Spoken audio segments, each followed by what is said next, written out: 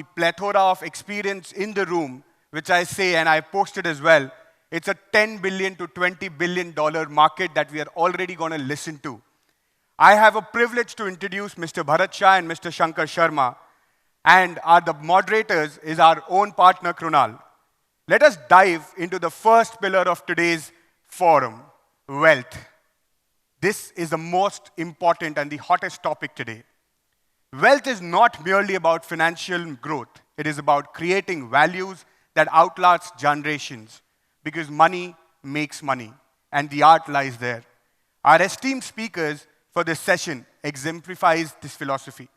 It is an absolute honor to welcome Mr. Bharat Shah to the stage as the Executive Director, with a huge round of applause, of ASK Group, which manages over $10 billion in assets. Mr. Shah is renowned for his unparalleled expertise in wealth and delivering exceptional returns, a true trailblazer in the world of wealth creation.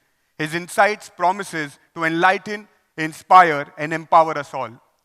It is my absolute honor to welcome Mr. Shankar Sharma, founder of G-Quant and First Global, and a legend in the world industry, famously dubbed the alchemist of Dalal Street by Forbes. A renowned market strategist, he has been featured in the Wall Street and by CNBC and the Financial Times in a regular voice of global financial platforms. With a huge round of applause, we welcome Mr. Shankar Sharma to the stage as he heads the Global Strategy Group of First Global, and his vision is identifying markets, inflection points worldwide. To have a dialogue with him, I want to introduce my own partner and friend, Mr. Krunal Mehta, a serial entrepreneur and a strategic visionary. Mr. Mehta manages a portfolio himself of $250 million with a passion for creating customer value and driving impactful solutions. He's the perfect person to facilitate this conversation. I would love to initiate this conversation, and Krunal bhai, over to you. Thank you.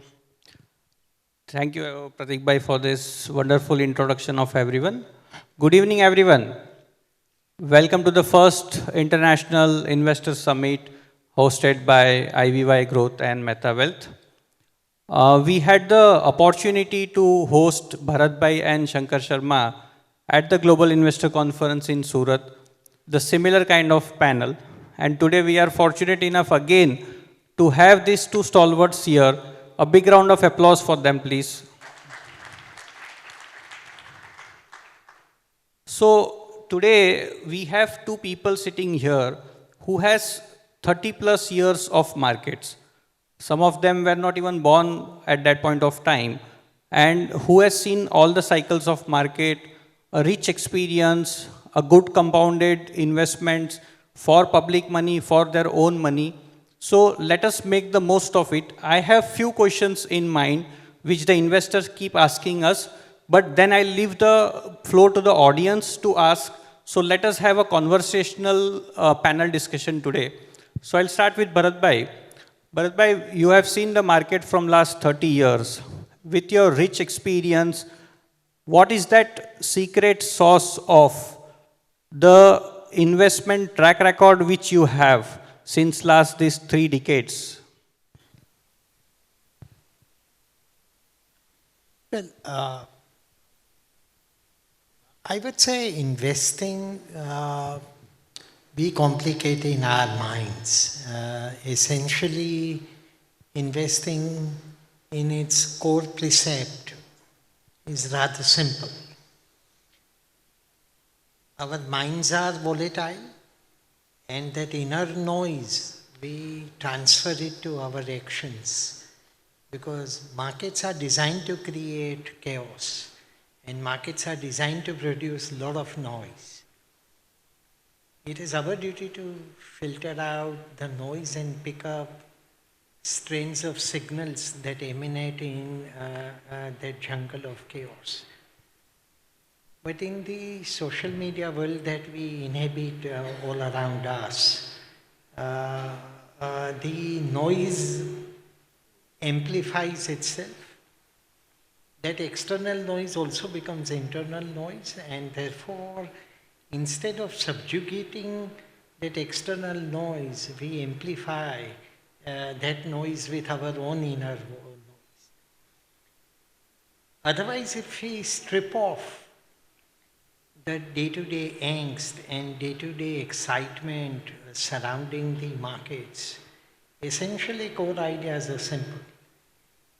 And while I keep hearing on an ongoing basis, and not just today, even 35 years back when I began investing, it was the same thing that one used to hear. That markets are becoming relatively more volatile, they are becoming relatively more short-term, and horizons are changing. While indeed competitive advantages and the shelf life of ideas is getting shorter, and there are many more threats on that at an accelerated pace. But I don't think fundamental principles of investing have changed.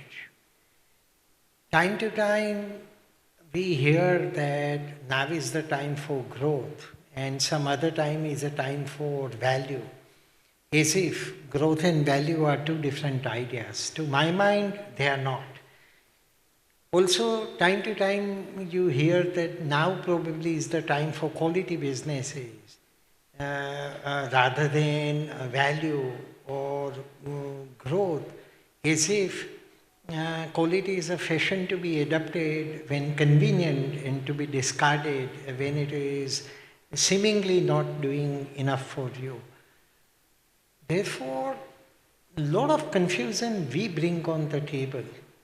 Really speaking, good investing is a blend always of all of these. Businesses have to grow if they have to create value. Businesses which are stagnant and not progressing actually regress. The growth, therefore, is elixir of life, and growth cannot be taken out of the equation in any good, solid, long-term equity investing. But at the same time, when a business is growing but is not a right quality, then chances are the growth itself will be short-lived. The value creation or apparent value creation itself may be illusory and ephemeral rather than really durable and lasting. The quality is not a fad or a fashion. Quality is actually real economics of investing. Quality ensures that the inherent moats and the advantages of a business are made to prevail, are made to last, and therefore it protects businesses against the vagaries of the environment. It allows the prevalence of the business for a longer term, and therefore growth does what it does. Quality ensures that it takes it ahead. Therefore, growth is the cake, but the quality is an icing on the cake, and you need both of them in order to have a delicious togetherness of the.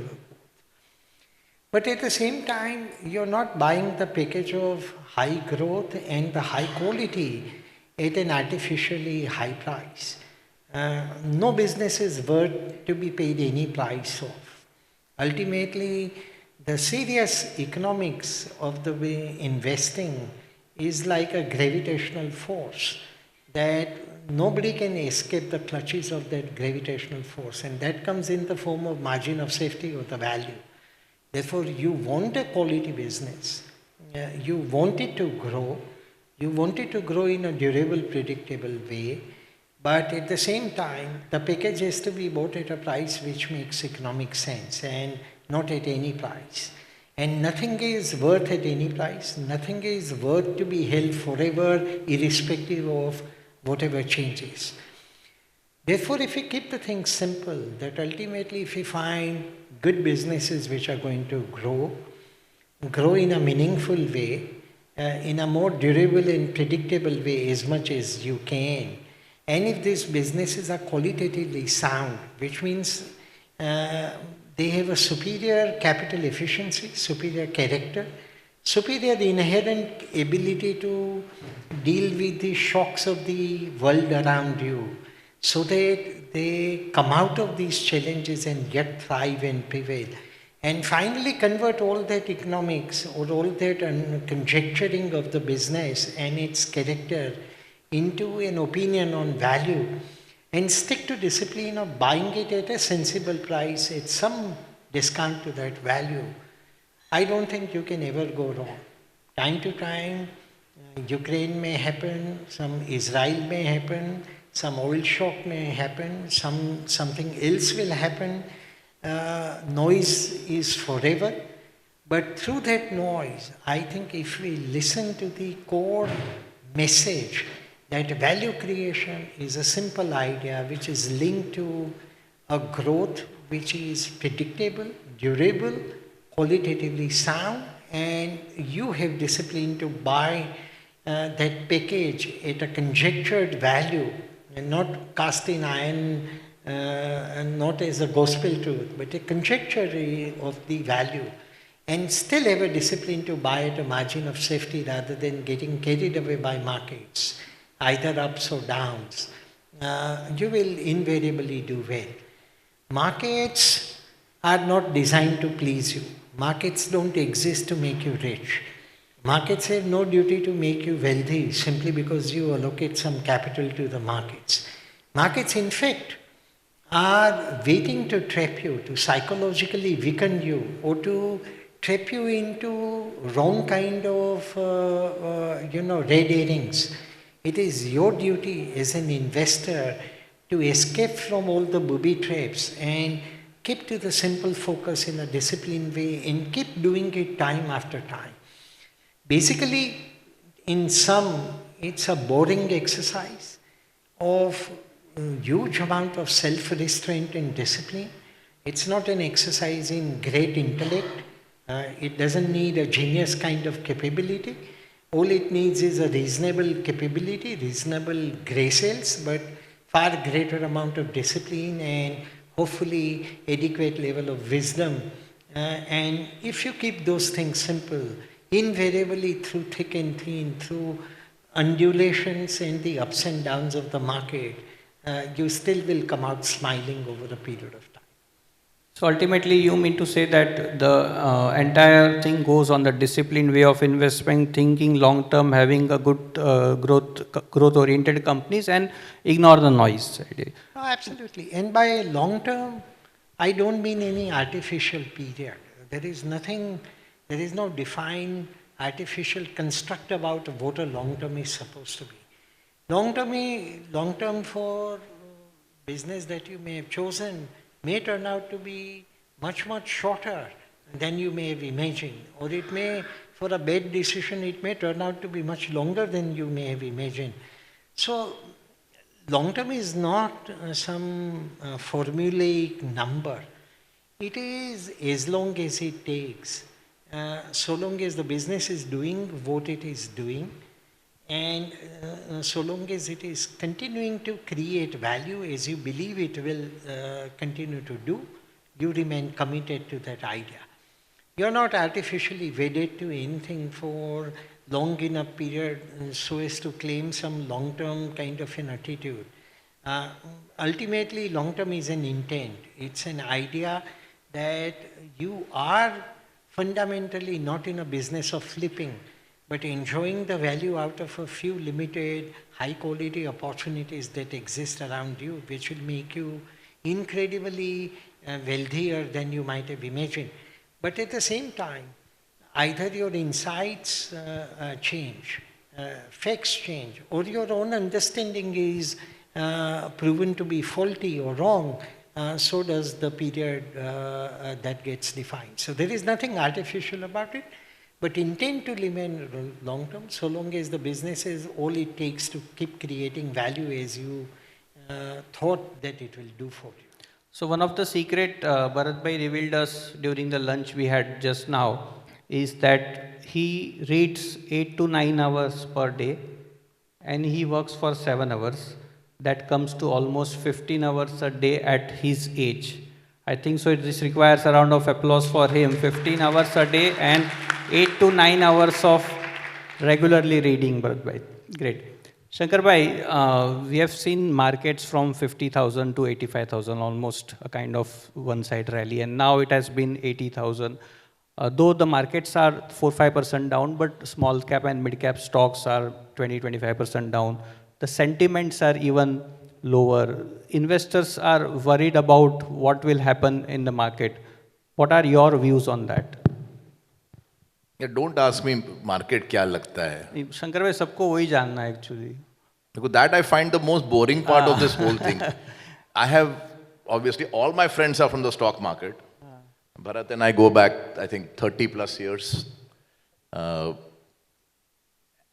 Trust me, I never discuss the direction of market because it is like, discussing which political party is better for X country. It's endless discussion. But you are an investor of mid and small cap, so you have a better hold on those kind of sectors and segment. Maybe your inputs on that? So my view on investing has changed a lot in the last 30, 35 years that I've been around. When in the 90s, when then the markets became more matured, and let's say more trading volumes started to happen. And India became somewhat of a reasonable size market. Our views were governed in large part by what Warren Buffett had written in his letters. And Bharat's views are also a reflection of those. So are views of most of us from that generation, people who are in their mid-50s to mid-60s, when we entered the markets, which we were lucky that we entered when India just opened up in 91. And we were in our mid-20s. So it was just pure luck that we got into the markets at a time when India's real big journey of growth started. So we cut our teeth learning basics of investing from Buffett and similar writers in the US. And they taught us how to look at businesses, and there was very valuable learnings for sure. Now, many of us have remained there with those learnings, and it has worked very well for them. I have taken whatever I could take from them, but I've also then learned a lot more things, or let's say not learned, understood a lot more things about investing than I might have understood in the 90s. And one of the biggest learnings and the changes in my investing thinking that has happened over this journey is that I have now started to look at investing as only a probability game, rather than a game with very certain outcomes, very deterministic outcomes. I have learned to become more humble with my own ability to forecast the future. When you are younger, you are far more certain. When you have more data under your belt, you become far less certain. While it should be the opposite, but most of us actually start to know how foolish we were at different points in the cycle, how many bad errors or judgments we all made. Okay, when you're young, you've not got so many things under your belt, so you think we can conquer it. That's probably what the last 4 years of Indian investors believe. They will also learn, and it's a good thing to learn. So my learning today is that there is no certainty beyond a certain point in time, which I believe is roughly 1, maybe 2 years in most businesses. And obviously over time, certain businesses have become much more volatile and shorter in terms of their life cycles. And of course, older businesses like autos or steel or cement, which will remain for a long time in some shape or form, they've also become relatively more exposed to tariff wars or, some other elements, which probably back in the 80s and 90s when India was a high tariff country, that wasn't a risk. So my view has changed dramatically over time, that now I believe that it is only, I don't want to use the word, but it's a series of bets at the end of the day. Now, I can talk more freely about it because today I'm in the fortunate position to be able to have an asset management company with only one client, and that is me. Yeah. Bharat is a very brave man that at this time and this age, he still wants to deal with public money. For me, I find the mental peace of being able to manage my own money very liberating. But like I said, and each to his own, and there's not a comment one way or the other. The fact of the matter is that in my own investing, I can be more honest about what it actually is. And what it actually is a series of bets. Now, if you tell that to a client, he say, to gamble, I'm not going to give you money. But the long story short is, ultimately, we have hypotheses about company. We believe certain outcomes, but it's still a bet. And like in all series of bets, it will have certain outcomes. So you have very little idea of what is really going to be the big winner in your stable of horses. That something will win, you can be somewhat confident, provided you have a large horse, large stable of horses. If you have a very narrow stable of horses, all 5 might be duds. Okay? So these realizations have come to me, they made me more humble. And which is what I was discussing. I was in Bombay last week, and I was discussing this with a fund manager who's a very old friend like Bharat. We go back 35 years, very successful, very bright. And we were having a discussion about this philosophy of investing. And I was saying that my view today is that even if a company comes along, which I don't truly believe in, okay, but I believe somewhat in it, I will still take a toehold position in it, rather than just outrightly reject it, saying that this will not fit. I'm not saying that you have to buy everything, that's not the point. But the point is today I will buy more number of shares, more number of stocks than I would have bought in the 90s. A small stake and then maybe increasing with the winning. Yes, because I do not know for sure which of these will turn out to be winners. And many of the stocks that we now recognize as winners were not winners in the first 1 or 2 years of their birth. So, everybody talks about Rakesh's bet on Titan, but that, I can tell you, Titan was one of the worst companies I have ever personally seen. From the late 80s to the 90s, till actually not even the watches business was not going anywhere. It was a dull business. And by the way, I was involved in the financing of the watch business, of the project itself in the 80s. So I knew the company inside out, highly inefficient operation, typical Tata bureaucracy. It took one Xerxes Desai to, really change the company. But that happened 16 years after the company was born. Yeah. So in life, we compress time frames and say, okay, he bought and the company became great. No, there's no such thing. He had bought in the late 80s, bought in the 90s, waited 12, 14 years. Now, is that something we can plan? No, we cannot plan it. Stuff happens. I'm more humble, more fearful about my own abilities today than what I was in the 90s. Therefore, I am more open to taking larger number of smaller bets than because when you take a small number of large bets, you are very certain. That means you know that if I buy 5 stocks, they're all going to be winners. I have no such confidence anymore. Yeah. So that's been the change in my thinking.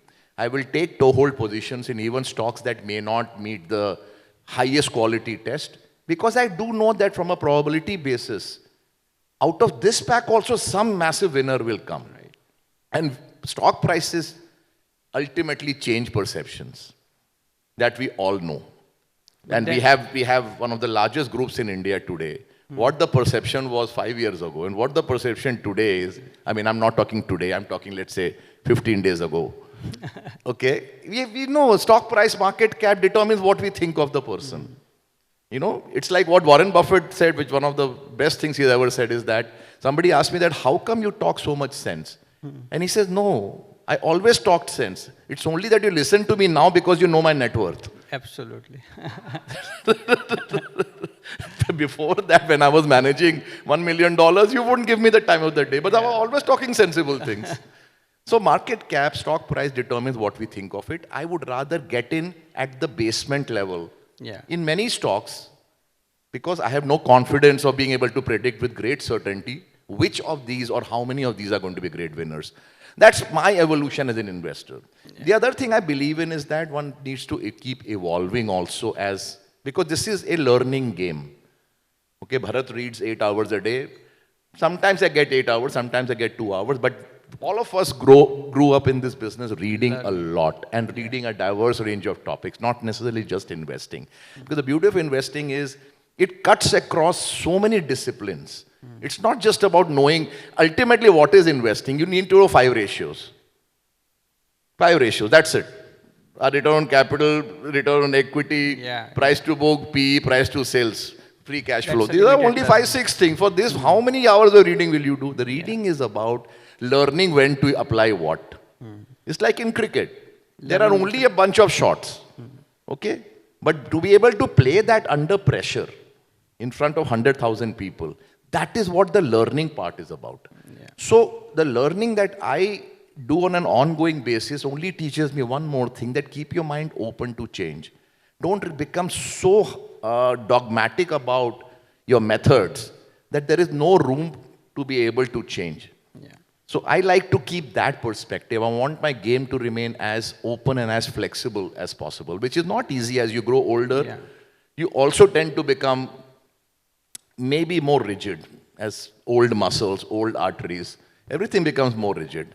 That's a challenge, but I like to believe that I'm able to accept more changes as I go along, precisely because I'm less confident today than what I used to be. Wow, what a honest statement he has. I'll just add a little bit to what Shankar said and to echo what he said just now. Some 25 years back, I used to take a huge amount of pride in saying that Infosys, Visualsoft, and Hindustan Lever put together accounted for some 85-90% of my wealth, of which Infosys alone accounted for half of the wealth. And I used to strut around like a peacock, thinking that what a great thing I was doing to have so much of my little wealth at that point of time riding on just 3 names around. When I think about it over a period of time, I feel perfectly stupid and foolish about how I used to think about it at that point of time. Secondly, Shankar talked about humility. In any case, markets teach you if you don't have it. But certainly it helps if you inherently have an innate trait of humility rather than markets teaching you the art and science of developing humility. And therefore, many times, you see, in markets, in general, people are bright. It's not easy to find perfect duffers in the markets easily because markets are like a violent centrifugal force. If the person is lacking in the basic graces, the person will be thrown out by the market centrifugal force very easily. But the intellect doesn't teach you necessarily restraint. Intellect doesn't teach you character. And intellect doesn't teach you wisdom. Intellect doesn't teach you many, many other important things which are vital and important to do well at investing. And humility is one of them, which intellect doesn't necessarily teach you. In fact, chances are that intellect perhaps will go counter to developing basic humility that you must develop in the mind. And therefore, it's over a period of time you keep learning and keep learning and keep realizing. And that's the beauty of investing, that it's a fantastic learning game all through. At every stage in life, there is some invaluable lesson to be learned. And Shankar talked about diverse reading and not just very technical, narrow, insular reading of a particular kind. And there is a lot of value about it. Whether you read physics or whether you read about space, whether you read spirituality or literature, whether you read philosophy or economics, everything has something to connect. You may or may not figure it out at that point of time that something will work for you. But in some unseen way, it all links together like a lattice work and finally brings you some insights which independently a particular thing wouldn't have given. The dots get connected somewhere actually. So this is the beauty of today's panel where we have Bharat Bhai managing 1 lakh crore of public money, where he is kind of answerable to public, whatever he buys, whatever he does, what is the performance. Where we have Shankar Bhai investing his own money, saying that as and when he is growing with the experience he has, he's becoming more humble and of course more smarter also than before what you are in the looks side also. That way. Okay. Yeah. So, Bharat Bhai, talking about India, we have seen 10 years of a good governance under Modi's leadership. They have been doing fantastic reforms. We have good political stability, demographic dividend and all those things.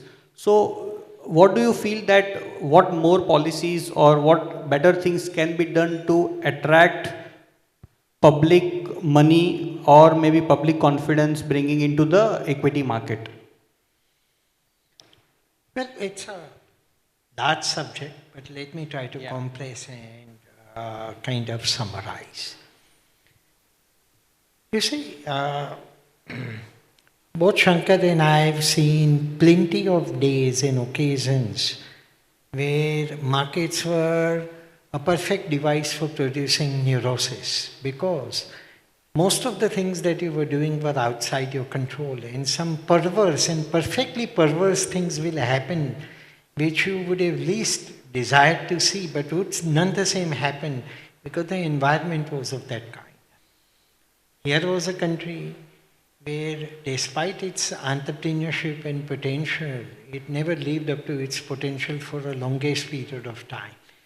And our economy was more a political economy, and therefore decisions were more influenced by extraneous considerations more often than not, rather than for the economic merit. And therefore, markets were shallow. The inherently short-termish behavior in the market was perfectly rational at that point of time, because there were so many booby traps waiting to explode in an unknown way that it was wise for people to be short-termish in their behavior in order to protect their skin. Because so many things were unpredictable and they just would happen and not to your liking. And to that extent, in order to ensure that you remain on the right side of the sanity, you would think that prophets are like thieves and catch them before they run away. That mentality was bred over a long period of time, because that's the way the country and the economy and the businesses and therefore the markets were. I think systemically and systematically over a period of time, and especially in last 10, 12 years, number of things are beginning to alter in a dramatic way. Most importantly, as I mentioned, ultimately investing is not about buying cigar butts or stagnant pools of water. The businesses have to grow. If the businesses don't grow at a meaningful rate over a meaningful period of time, then there is something wrong. And that will not be recipe for value creating. So growth is very integral. But I think what has happened, in my opinion, which is even more important, is we have created capacity for growth. More than just growth happening to be a sudden outcome or a happenstance or a chance. I think fundamentally over the last few years, we put important building blocks in place so that growth acquires a strength and a character of its own. That you can believe that growth will prevail, that it will happen, even if time to time some occasional trouble sports and things would happen. But fundamentally, structurally, we have built or building an economy with a greater potential for growth. And more importantly, as I mentioned earlier also in brief, more than the growth, it is the aspects which make growth pervasive and deep, which makes great difference in value creation. And principally three to my mind. Durability of growth, in other words, how long the growth will prevail. Second is predictability, so that growth is not a chance or happenstance, but a predicated outcome that you believe would happen and has a reasonable probability that it would happen. And third, a growth which is resilient. Challenges would come, but somehow the business or businesses have character and strength to deal with those challenges. These three aspects make growth pervasive. And I think what has happened in terms of many reforms is actually making growth as a crescendo with a solid underlying building blocks in place to make growth predictable, durable, as well as resilient to the challenges and perversities of the environment. Very importantly, which is change in the character of the businesses in India is the capital efficiency. Last year was the first year where corporate listed India produced return on capital employed and return on equity, which is number one in the world. That medal always belonged to America. For decades, American capitalist system, despite its flaws, produced a great entrepreneurial culture which worshipped capital efficiency and quality as a hallmark of durability of that value creation engine. And no wonder American markets have been at the forefront for decades in terms of creating value. First time last year, Indian ROC as well as ROE, both have been number one in the world. Also, if you see, the balance sheets have become stronger. Just before COVID, in 2019, the average balance sheet in India had 80 units of borrowing to 100 units of net worth. Today it is 40 units of borrowing to 100 units of net worth. Therefore, while dealing with the perversity and adversity and challenges of COVID and all of that, we have not only grown, not only improved capital efficiency, but we have deleveraged the businesses fundamentally. Therefore, balance sheets have become more robust. And finally, this has happened in a backdrop where systematic efforts have brought down the cost of capital. 10 years back, your housing loans would have costed you 14-15%. Today, you can get the same housing loan at 8.5-9%. 10 years back, best businesses in the country still would need to borrow at 12 and 13%. Today, best businesses would borrow at 7.5 and 8%. And therefore, this sharp reduction in cost of capital which has happened is not a chancy one. It has happened. It has happened because of the fiscal restraint, the control over the current account deficit, restraint about how to grow, but grow in a sensible, sustainable way. All that has meant systemic taming of the inflation and therefore the cost of capital. Therefore, number of things have changed. Our physical infrastructure has improved, our roads are becoming better, our ports have greater capability, our aviation hub is the fastest growing in the world. We have built more airports in last 10 years than what we built in the first 65 years of our post-independence history. Therefore, we are putting in place ecosystem for building manufacturing network. These are early days, but I think the intent and effort and direction is all in a correct basis.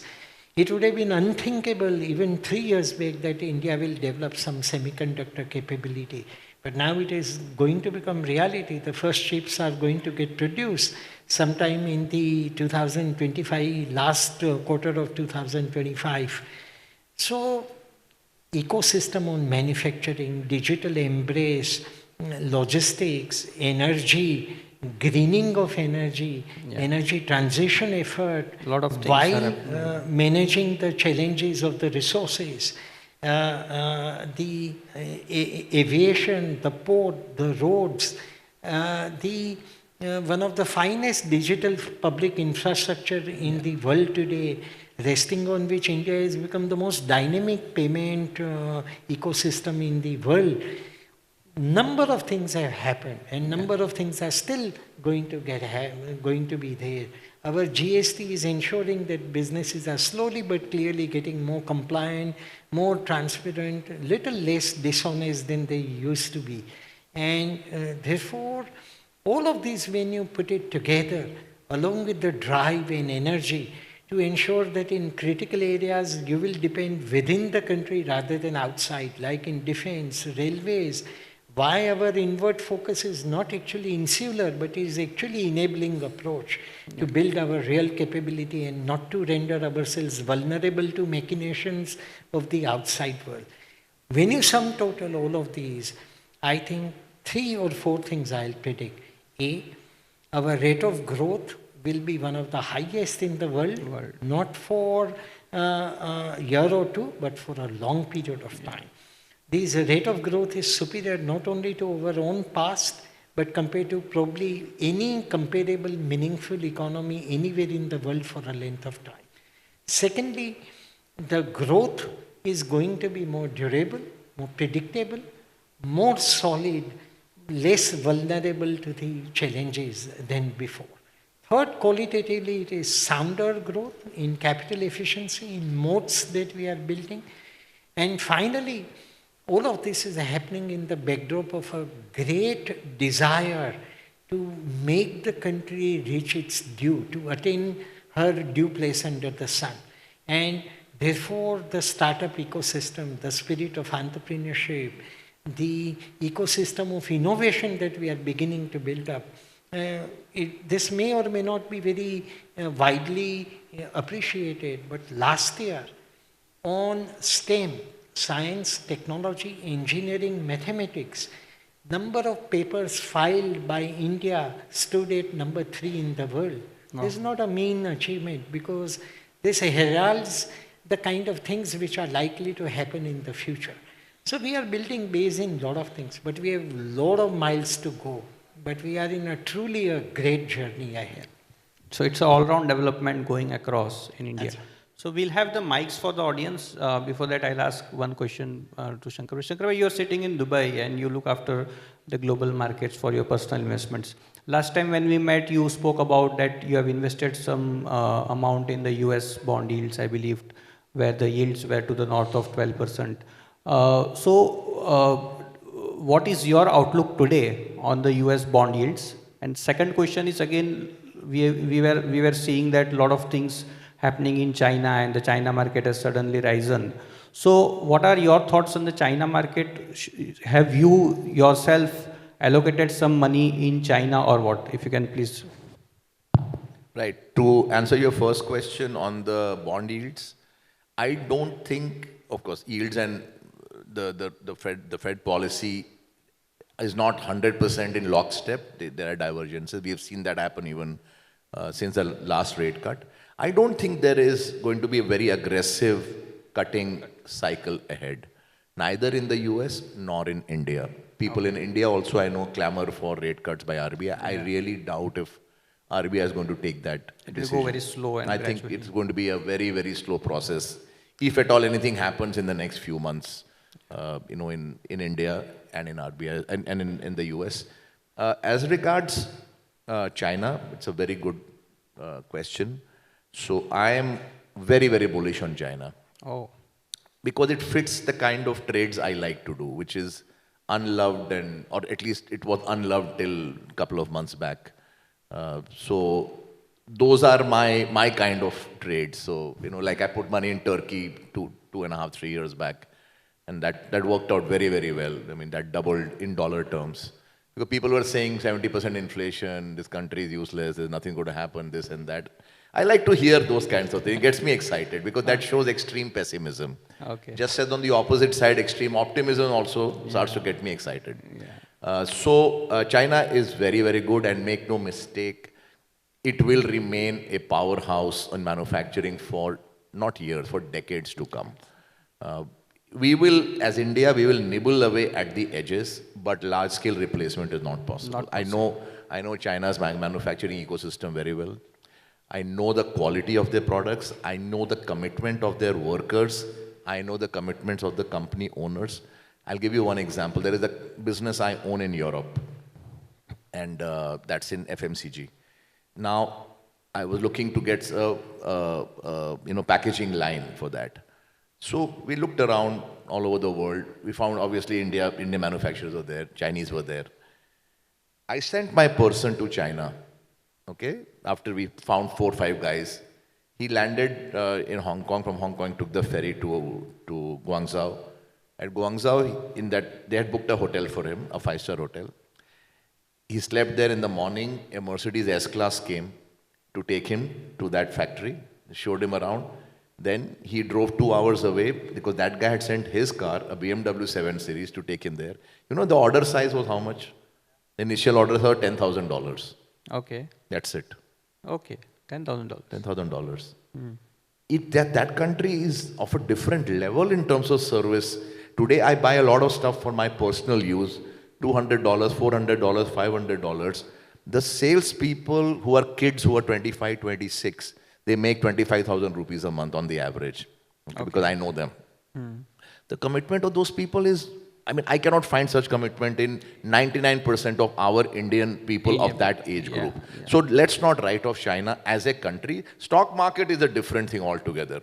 So I always say that in India, that's the most unbelievable thing is that in India, we had a stock market before we had drinking water, before we had power, before we had electricity, before we had roads. Right, Bharat? I mean, we go back, what, 120 years. We had nothing. Yeah. We had a stock market. Yeah, the stock market. Today, India's engine of growth is this amazing thing that a bunch of brokers, Gujarati brokers, thankfully sat under a tree, you know, in Horniman Circle and formed this amazing institution called the Bombay Stock Exchange. So the fact of the matter is China is an amazing country. Let's not write it off. Let's not, you know, and I find that this attitude that is prevailing in India very often that no, India is a great country, but that doesn't mean everybody else is bad. We should not have that arrogance about us. We should learn. We should remain, again, back to the humble humility thing. Yeah. Okay? We've had a good stock market 4 years. Maybe we will not have it for another 2 years. Maybe China will do better. Life is a big cycle. You will not remain at the top always. We are emotional people, so we get attached to our let's appreciate our competitors also. Okay, forget whatever politically happened between India and China. But as an economy, you can't write it off. I'm optimistic that it has been bombed out. It has been unloved. I think there is money to be made in China. Great thought, great. We can have 2-3 questions from the audience, please.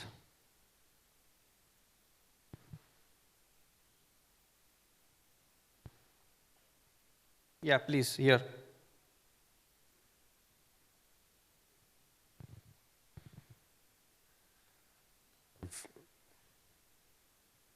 Very good evening, sir. Thank you so much for all your insights that you have added value to every one of us. You have added that nowadays it's not about the growth, it's about quality. So now everyone knows the secret. What else, one more thing we can add? Because right now I'm in Dubai real estate market. My 2025 target is super 30 cities in India.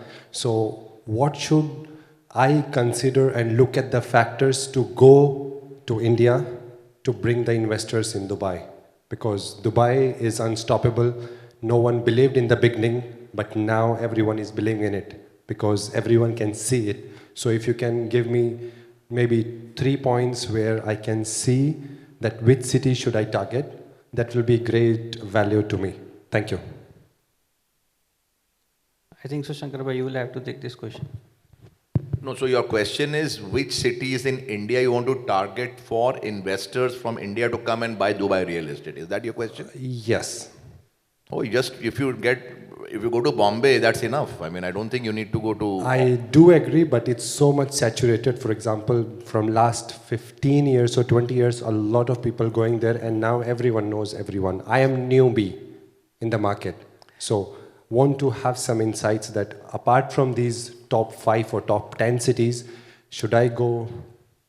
I mean, India has got wealth across cities. I mean, Bombay is very wealthy, but so is Bhubaneswar also, or so is Patna also. I mean, so it's again, it depends on how hard you're prepared to work. I mean, Bombay is 2.5 hours away. You can take a morning, evening and be back. But to go to other places, you need to camp out there. But I think there is enough wealth in India to sell all your available inventory in Dubai. I mean, as I was reading some 20, 25, 30,000 or 40,000. I mean, that's like one colony in one part of Bombay. So don't worry about, that. And the other interesting thing is the prices even in small towns in India today are comparable to those in Dubai. So, while compared to Bombay, Dubai is like maybe 1/3 or 1/4 of Dubai is still at a cheaper price than Bombay. Much cheaper. Trust me, I have owned houses in both places. Wow. And I cannot believe how Dubai is so inexpensive even now compared to most metro prices in India. So there is a big opportunity for you right there. Thank you so much, sir. Bharat sir. On the same question? We can have the mics ready. I have nothing more to add. Thank you, sir. Thank you so much. Yeah, please.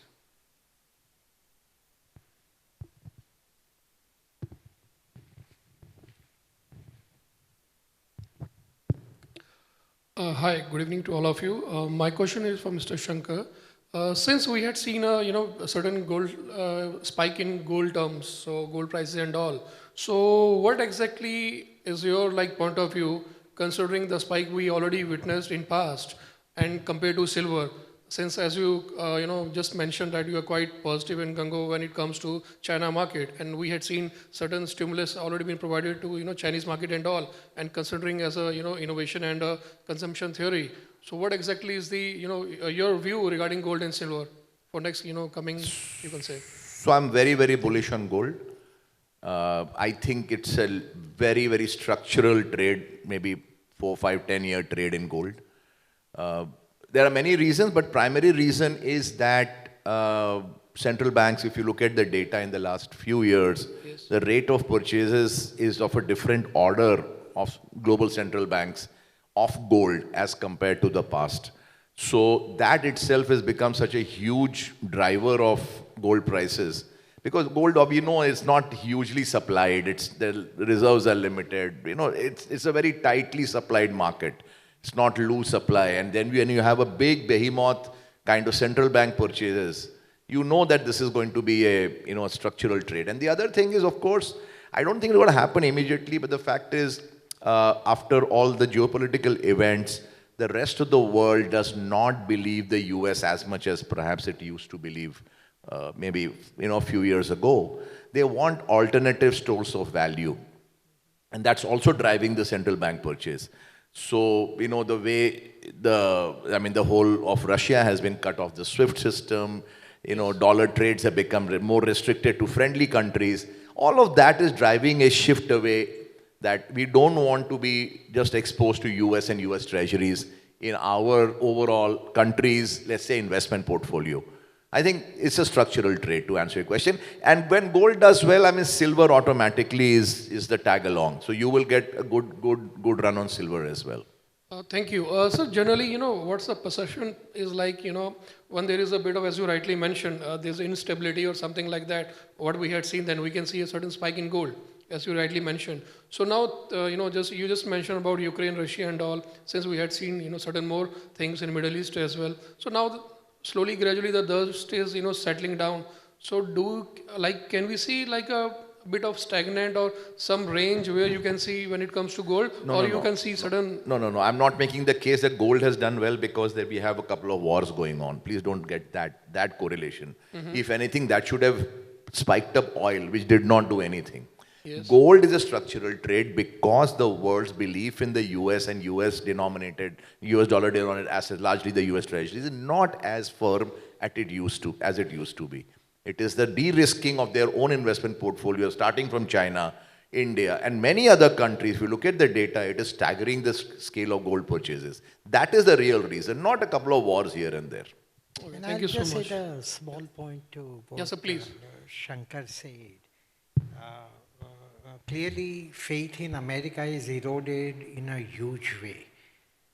Not just in the minds of the countries which are inimical to America, but even the countries which are friendly to America, the faith in America and American system is diminished materially.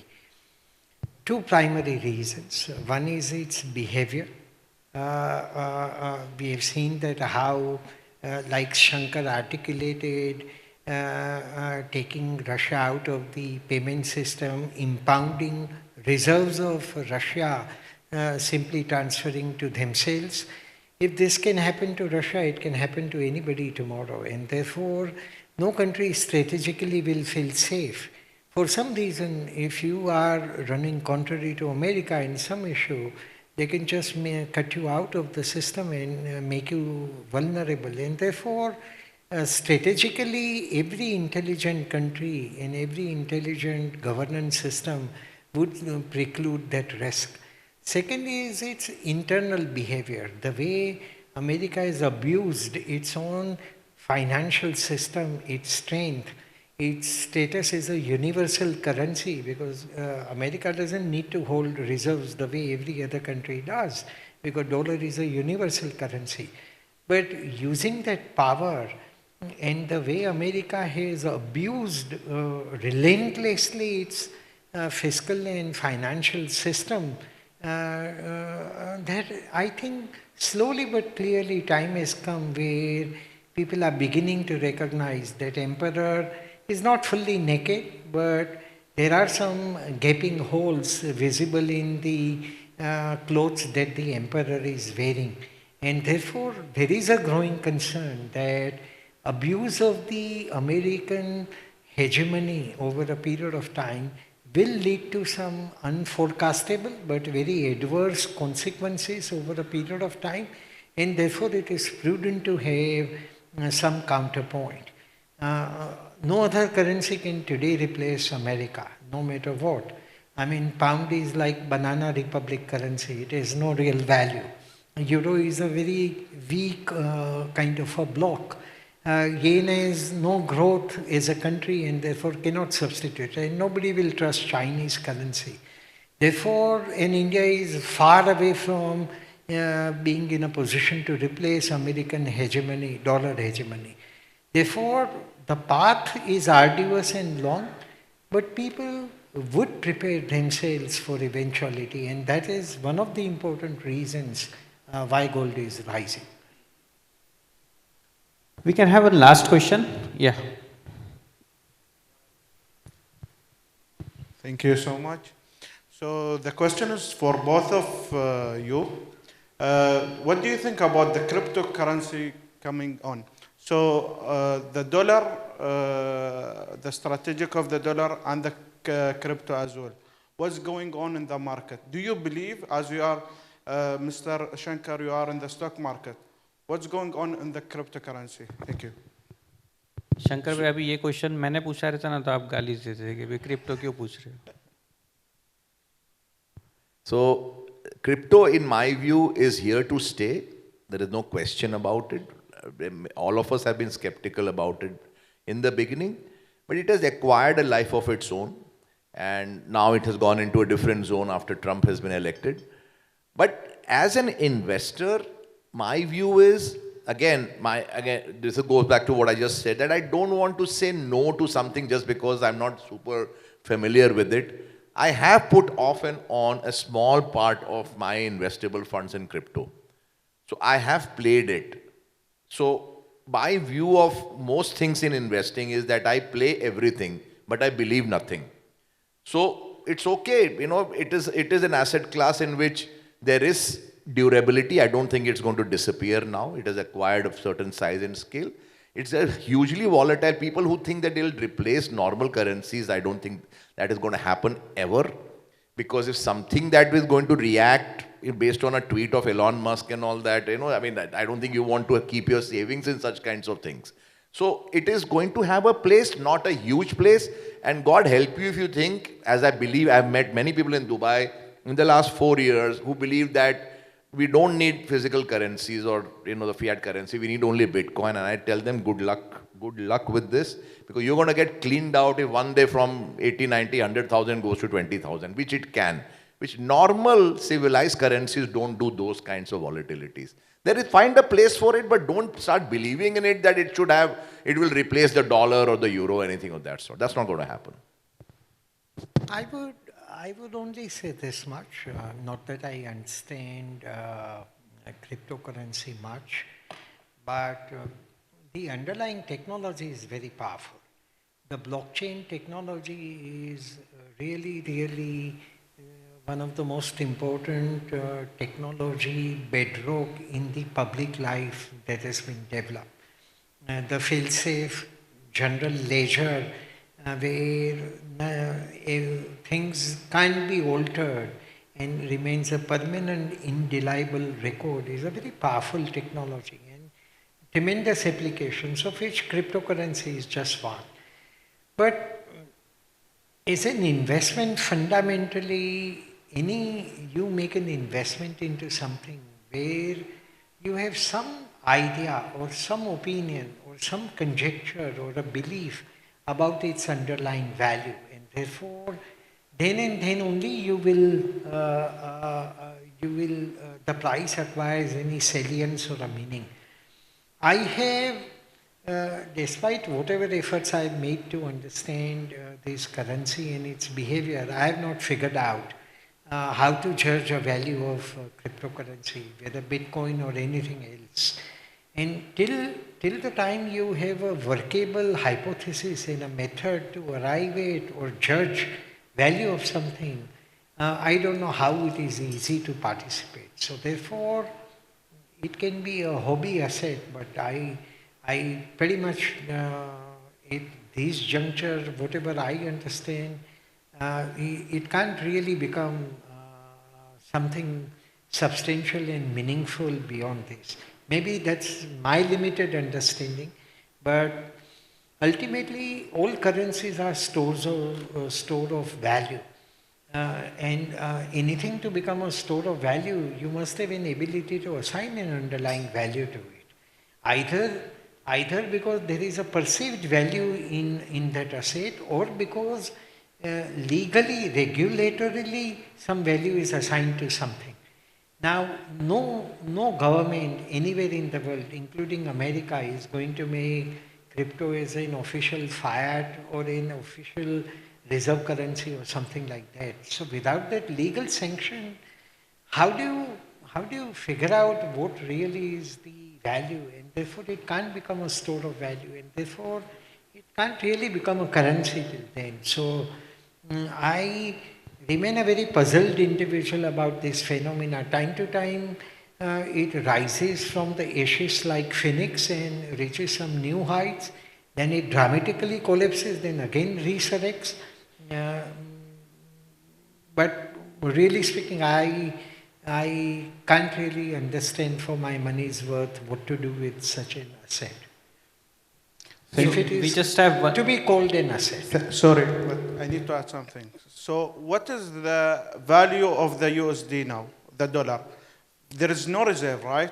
The crypto, we don't know where is the reserve. So how we can compare them? Thank you so much. No, so the dollar, see, the other thing we need to also understand is that anything to have even understandable value, it needs to have been in existence for some period of time.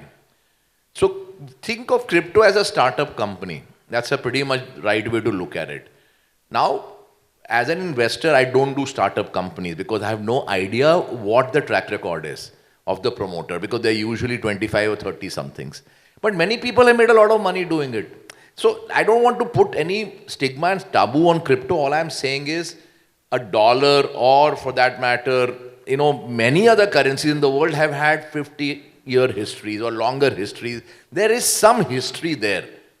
So you can make some judgment of value based on the history. In crypto, it's too new. And it has been around for 10 years, but it basically came into its being post, the pandemic, when everybody got interested in it. So let's give it some more time. It's not going to go away. But would you like to put all your savings in something so volatile? I don't think you will. And that's exactly where the answer lies. So we are out of time. Just last very short answer, that what is your last piece of advice to the investor, people sitting over here? Bharat bhai first and then Shankar bhai. Well, in my opinion, and in my view is primarily confined to Indian market. I do have some view on American market, but primarily speaking, I would say India is one of the most important opportunities, not for a short period, but for a meaningfully long period. Of course, there are risks and challenges. The leadership which has got us to this stage is important, that leadership continues. This is no political view. I'm just making an economic assessment of the situation, the stability and clarity of the policy framework. Therefore, if the leadership continues the way it is, I think India is going to produce a very meaningful phase of outstanding economic growth, which will spill over into the businesses, their profits, their cash flows, and therefore their market value, and therefore the wealth of the promoters of this business or portfolios of the investors. No market is free from shocks and volatility. Yeah. Even the best long-term market will go through time to time travels and testing phases. But if you survive through that without losing yourself or without losing your assets in the process, I think India is going to be one of the most wonderfully important opportunities for a long period of time. And if I have to stick my neck out, in last 10, 20 or 30 years, if you look at, in dollar terms, India has been one of the top 2 markets in the world. The other market has been America. Yeah. So 10, 20 or 30 years, each period, India has been among the top 2 markets. But in my opinion, and I'm fully aware of the dangers of forecasting and clairvoyance, but if I have to put my judgment on it, I would say in the next 10 years, India will be actually the number 1 returning market in the world. Fantastic, fantastic. Shankar bhai, please, last. No, so obviously, I mean, India is our home market. We have a home country bias always. India is a market all of us understand very, very well. I have most of my assets still in India. At the margin, China will come in, or there will be US and maybe some other market, but the core still remains India. And in India, in particular, I believe that the biggest opportunity continues to be in small and mid caps. It is a very risky area of the market. There is an area where you can lose a fair bit of money, but the gains far outstrip the potential losses. And just a final point, even if you look at this current market fall which has happened, I think the Nifty or the Sensex are down 11% or so, but the small caps are down only 5%. I don't, of the index itself, I don't remember too many other periods in which in a market fall, the small caps beat the large caps by like a 50% beat. That's telling you something already about the undercurrent of the market being solidly in favor of small caps. Yeah. And I'll just add one more comment to what Shankar said.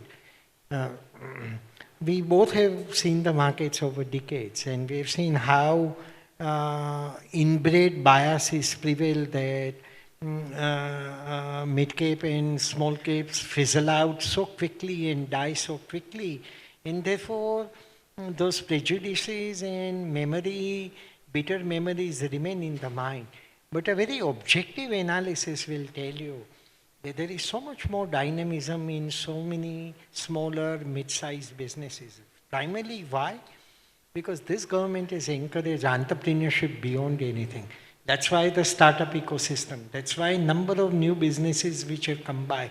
Many infrastructure and other digital gaps are remedied by the government. Therefore, many mid and small businesses have level playing field relatively, which otherwise they didn't have.